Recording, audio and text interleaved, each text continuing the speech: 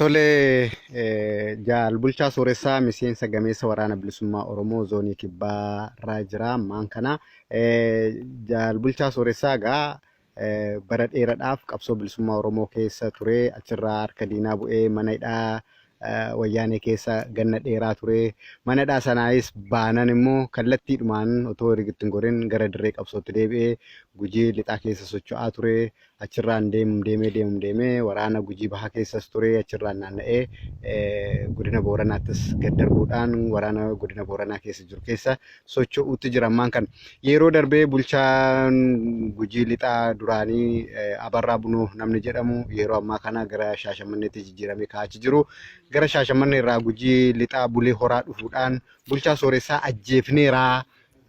ragaan keenya kunuu suraansaa kanaa jedhee firasaa fiixaasaa deeggartoota isaaf jaallattoota isaa hiriyoota isaa mana hidhaa keessa waliin turan cuftuyyuu gaddanii boohaa turanii Facebook irrattis kaasanii dubbataa turanii kanaaf jaal bulchaa sooressaa kanaadha jaal bulchaa sooressaa duutettaa sin jedhanii jedhee Abarraa Bunoo kora gubbaarratti silabsee ture. Duute jedhee silabsee ture eega duutee kaate moo Abarraan Bunoo akkamiin du'a kee kanaawwee maaliif du'a kee lallaba? Lakki awwaan du'een qabu yoo siin kuttee du'ellee dirree qabsootti du'a malee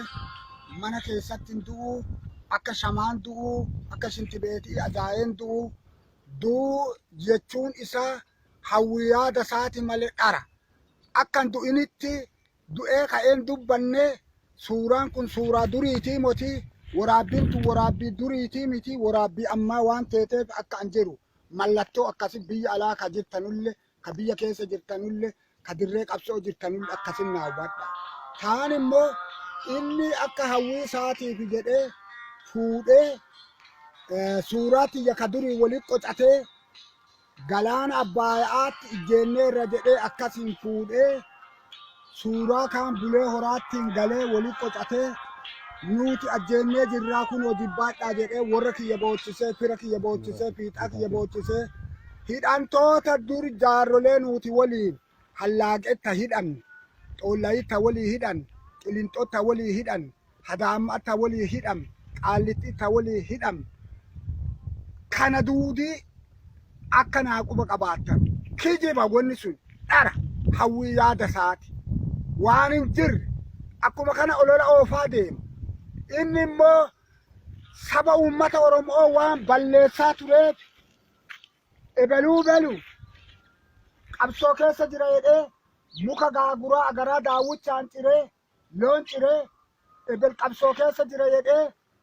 bunaa fi warqicha abbaan biraa deeme ka abbaan biraa qabsoo deeme ka waan ciraa balleessaa tureef wama tokko wanni inni harkaa qabu hin jirtu fira kennaa motii diina Abarraan ka bunooti bunoon ka adeechooti alooti isaa walattaa ta'e walattichi adeecho achi deemee gedoo galee gedoo keessaa Gujii soorilee galee gosa obbituu himatee jennaan Oromoo jedhee Oromoo sobee balleesse malee kijiba dhara. Tole gaa jaal bulchaa guddoo galatoomii firoottanis hiriyoottanis jaal bulchaa sooressaa du'e jedhanii gaddaa turan amma sagalee kee dhaga'anii jaal bulchaa sooressaa gaa miseensa buleessa waraana bilisummaa Oromooti ammaan kana akaakayyuu isaa bira darbee abaabayyuu isaa waliin qabsoo gaggeessaa jira namni ganna isaatii har'aa manuma jira manaayyuu bahee ala walii galuu hin danda'u inni waraana bilisummaa Oromoo faana socho'uudhaan egaa